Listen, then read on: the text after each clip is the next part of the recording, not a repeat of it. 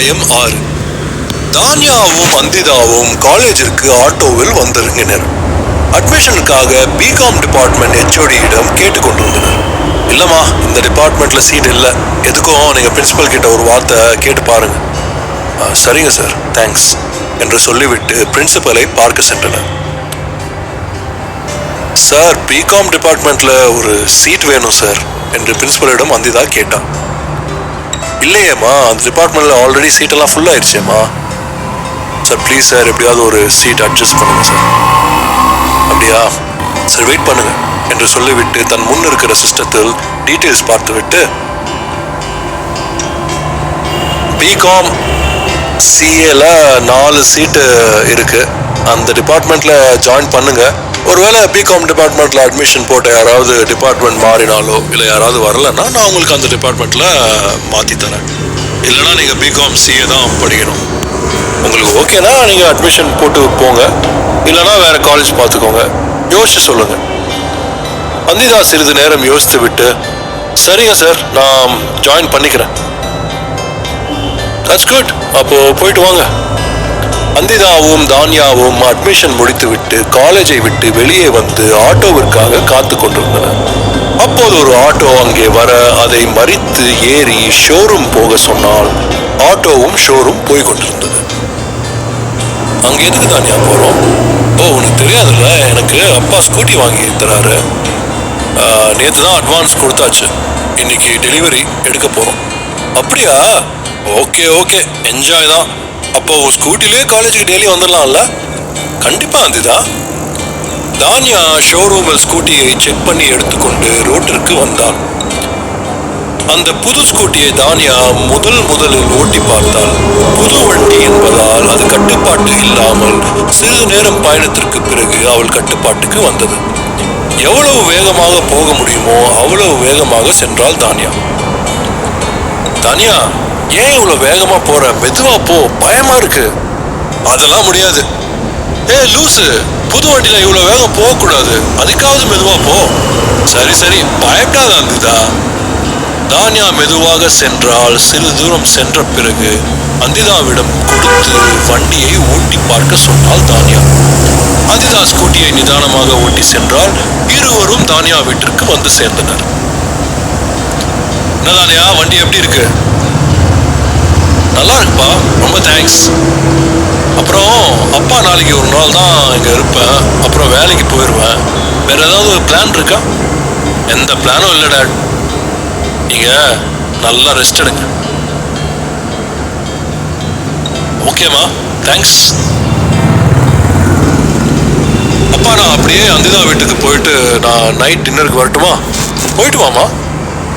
தானியா அந்திதாவின் வீட்டிற்கு கிளம்பி சென்றாள். போகும் வழியில் இருவரும் பேசிக்கொண்டே சென்றனர். ஏன் தானியா, இவ்வளவு நாள் பழகி இருக்கோம், ஆனா இப்போதான் எங்க வீட்டுக்கு வரணும்னு தோணுச்சு உனக்கு? ஆமா, இன்னைக்குதான் தோணுச்சு, அதான் அப்பா கிட்ட கேட்டேன். அப்பாவும் போயிட்டு வான்னு சொல்லிட்டாரு, அதான் வர. சரி சரி. அப்புறம் திடீர்னு எப்படி அம்மா மனசு மாறினாங்க உன்னை படிக்க வைக்க? அதான் எனக்கும் தெரியல. திடீர்னு எங்க அம்மா என்னை படின்னு சொல்லிட்டாங்க. நீ ஏன்னு கேட்கலையா? நான் என்னன்னு கேட்க, விட்ட வரைக்கும் சந்தோஷம் அப்படின்னு உடனே அட்மிஷன் போட வந்துட்ட. இல்ல, இவ்வளவு நாள் நீ +2க்கு அப்புறம் படிக்க வேணாம் அப்படின்னு சொல்லிட்டு இருந்தாங்க, இப்ப திடீர்னு படின்னு சொல்லிட்டாங்க, அதான் கேட்டேன். பேசிக்கொண்டே சென்றதில் அந்திதாவின் வீடு வந்து விட உள்ளே சென்று பார்க்கிறாள். வீடு அழகாக இருந்தது. அந்திதாவின் அம்மாவிடம் பேசிக் கொண்டிருந்ததில் தானியாவிற்கு நேரம் போனது தெரியவில்லை. ரொம்ப நேரம் ஆனதால் தானியா கிளம்ப தயாரானான்.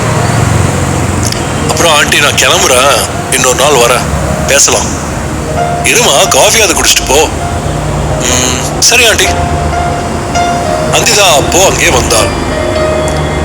என்ன, பேசி முடிச்சிட்டீங்களா 2 பேரும்?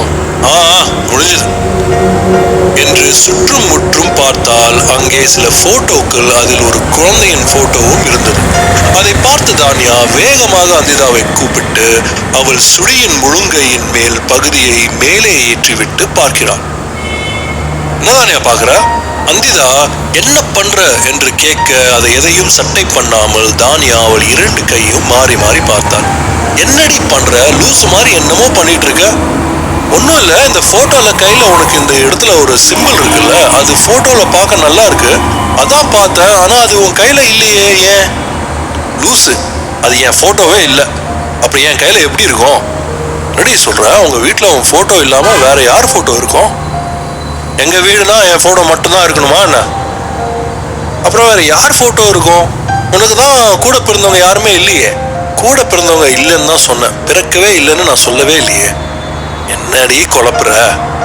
அது என் போட்டோ இல்லை, என் அண்ணனோட போட்டோ. அப்படியா? அப்ப ஏன் என்கிட்ட எனக்கு அண்ணன் இல்லைன்னு சொன்ன? இப்பவும் சொல்றேன், எனக்கு அண்ணன் இல்லை, சின்ன வயசுலயே இறந்துருச்சு. எப்போ? நான் பிறக்கிறதுக்கு முன்னாடியே அப்பாவும் அண்ணனும் ஒரு ஆக்சிடென்ட்ல இறந்துட்டாங்க. ஓ சாரி அந்திதா. பரவாயில்ல. அப்புறம் நான் பிறக்கிறதுக்கு முன்னாடியே அப்பா இறந்துட்டதால பிறக்க போற என்ன ராசி இல்லாதவள்னு பேசினதை கேட்டுட்டு அம்மாவால் அந்த ஊர்ல இருக்க முடியாம இங்க வந்துட்டாங்க.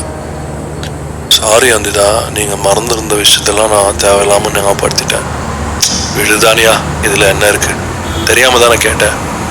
இவர்கள் பேசி முடிக்க அந்திதாவின் அம்மா காஃபி கொண்டு வந்து கொடுக்க தானியா அதை வாங்கி கொடுத்து விட்டு, காஃபி ரொம்ப நல்லா இருந்துச்சு ஆண்டி, தேங்க்ஸ். சரிம்மா, நான் போயிட்டு வரேன் ஆண்டி, பார்த்து போமா. சரி ஆண்டி. அதுதான் காலேஜ் போகும்போது பார்க்கலாம், நான் வந்து உன்னை பிக்கப் பண்ணிக்கிறேன். ஓகே தானியா. தானியா அங்க இருந்து கிளம்பி தன்னுடைய வீட்டிற்கு சென்றாள். அம்மா என்று அழைத்தவாறே வீட்டிற்குள் சென்றாள் தானியா.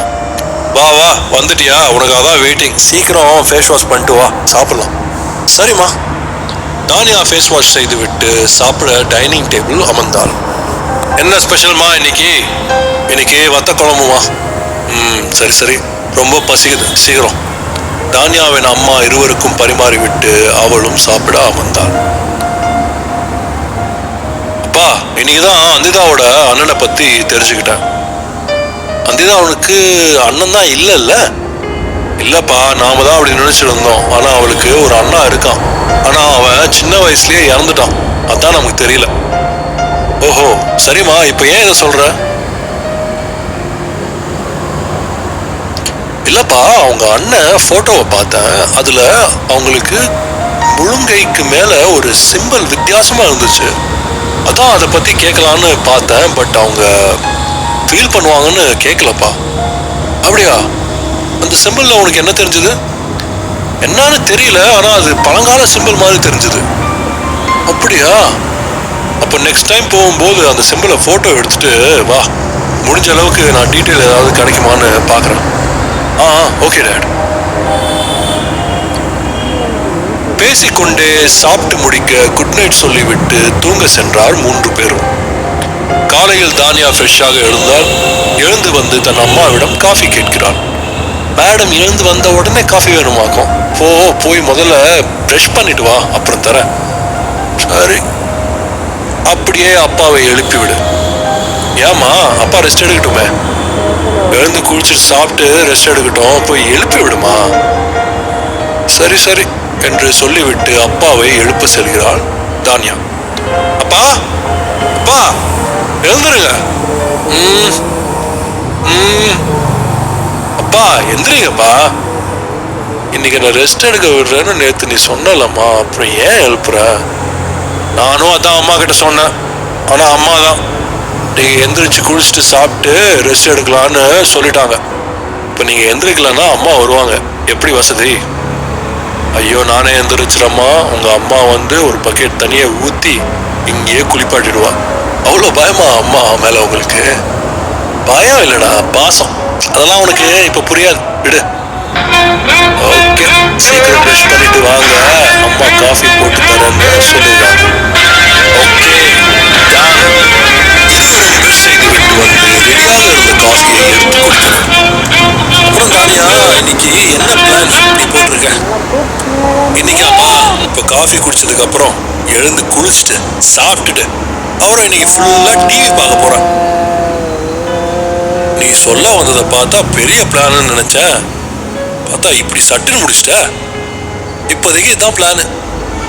நல்ல பிளானுமா? ஆமா ஆமா, ரொம்ப நல்ல பிளான்.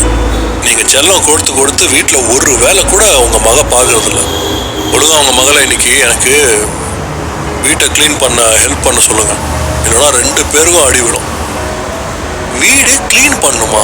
அதெல்லாம் என்னால முடியாது என்று தானியா சொல்ல அதற்கு அவளின் அம்மா குமரகுருவை முறைத்து பார்க்கிறாள். ஐயோ இருமா, நான் சொல்றேன், முறைச்சு பார்க்காத என்று தேவியிடம் சொல்லிவிட்டு தானியாவிடம் பேசுகின்றனர். தானியா, என் செல்லம் இல்ல, இப்போ நீ அம்மா சொல்றத வேலைலாம் செய்யுமா. போங்கப்பா, நீ பண்ணலன்னா நான் தான் திட்டு வாங்கணும். எனக்காக பாருமா, உங்களுக்காக இன்னைக்கு ஒரு நாள் மட்டும்தான், சரியா? ஓகே தானியா. என்ன தேவி, உனக்கு ஓகேவா? ஓகே ஓகே, சரி நான் போய் தூங்குறேன், நீங்க வேலையை பாருங்க என்று சொல்லிவிட்டு அவர் தூங்க சென்று விட்டார். தானியாவும் தேவியும் வேலையை பார்க்க ஆரம்பித்தனர். சிறிது நேர வேலைக்கு பிறகு, அம்மா என்ன எப்படிமா டெய்லி இந்த வேலைலாம் பாக்குறீங்க? என்னால முடியல. என்ன இதுக்கே இப்படி சொல்ற? இன்னும் எவ்வளவு வேலை இருக்கு. இன்னும் தரையை துடைக்கணும், பாத்ரூம் கழுவணும், இதெல்லாம் யார் பாக்குறது? போமா, அதெல்லாம் என்னால் பண்ண முடியாது. அதெல்லாம் எனக்கு தெரியாது, இன்னைக்கு நீ தான் பாக்குற. இவர்கள் பேசிக் கொண்டிருக்கும் போது போனில் யாரோ அழைத்தனர். தேவி அதை எடுத்து பேசினாள். ஹலோ ஆண்டி, நான் அந்திதா பேசுறேன். சொல்லுமா, என்ன விஷயம்? தானியா எங்க ஆண்டி? அவ வேலை பார்த்துட்டு இருக்காமா? அவ வேலை பார்க்கறாளா? ஆச்சரியமா இருக்கு. ஆமா ஆமா, சரி ஆண்டி, எனக்கு ட்ரெஸ் எடுக்க போகணும், தானியா வராலான்னு கேட்டு சொல்லுங்களேன். இதுல கேட்கறதுக்கு என்னமா இருக்கு? கிளம்பி வா, வந்து கூட்டிட்டு போ, அவளை ரெடியா இருக்க சொல்றேன், போதுமா? Thanks aunty. போல யாருமா? அந்திதா. சரி நீ கிளம்பி ரெடியாவு, அவ வருவா, 2 பேரும் ட்ரெஸ் எடுக்க போயிட்டு வாங்க. ஓகேமா. அம்மா அதான் கிளம்ப சொல்லிட்டேன்ல, அப்புறம் என்ன? எனக்கும் ட்ரெஸ் எடுக்கணும், கொஞ்சம் அமௌண்ட் கூட. என்கிட்ட எந்த காசு இருக்கு? உன் அப்பா கிட்ட கேளு, கொடுத்தா வாங்கிட்டு போ. ஓகே என்று சொல்லிவிட்டு தானியா அப்பாவிடம் பணம் வாங்க அவர் ரூமுக்கு செல்கிறார்.